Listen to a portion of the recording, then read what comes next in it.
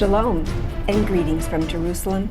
My name is Joan Lippis, or hashtag Joni in Jerusalem, welcoming you to Lunchtime Prayer for Israel. Don't forget to subscribe.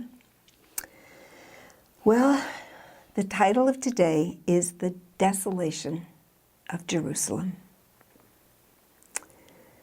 The prophet mourns because Jerusalem has been devastated and has been left desolate.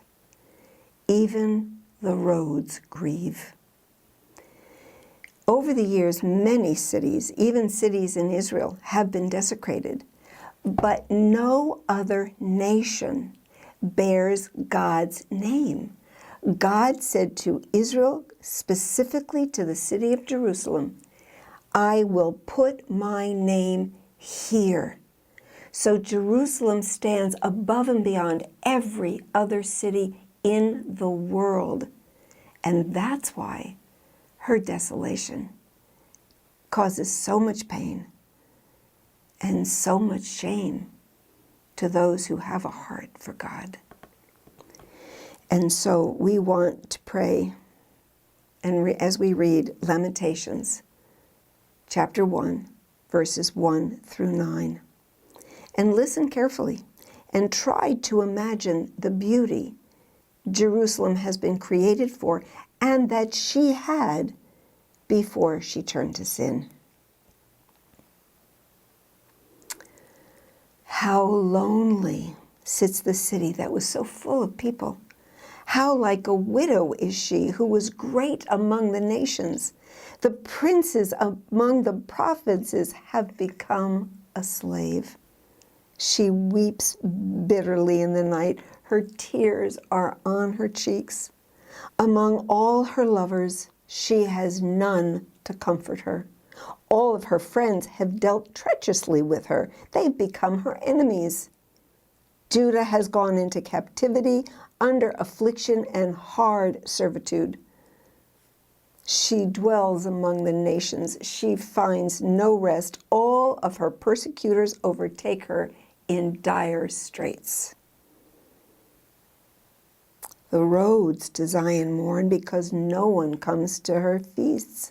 Her gates are desolate, her priests sigh, her virgins are afflicted, and she is in bitterness. Her adversaries have become the master, her enemies prosper.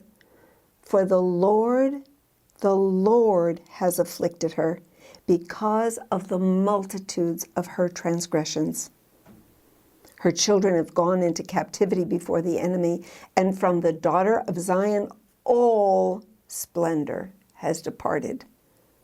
Her princes have become like deer that find no pasture, that flee without strength before the pursuer.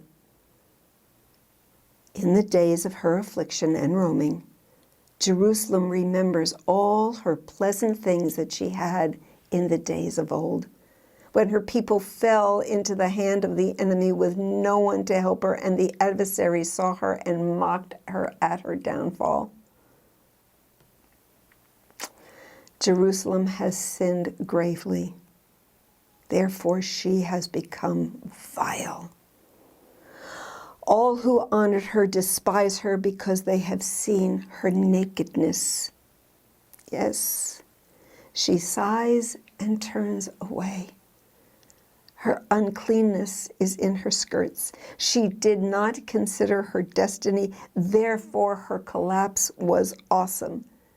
She had no comforter. O Lord, behold my affliction, for the enemy is exalted.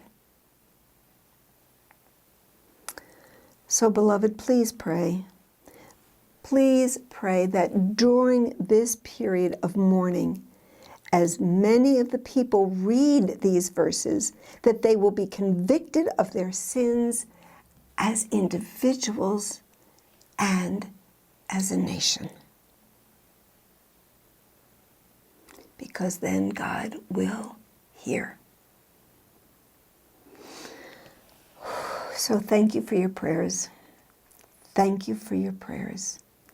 And so I say, Lehitraot, Shalom from Jerusalem.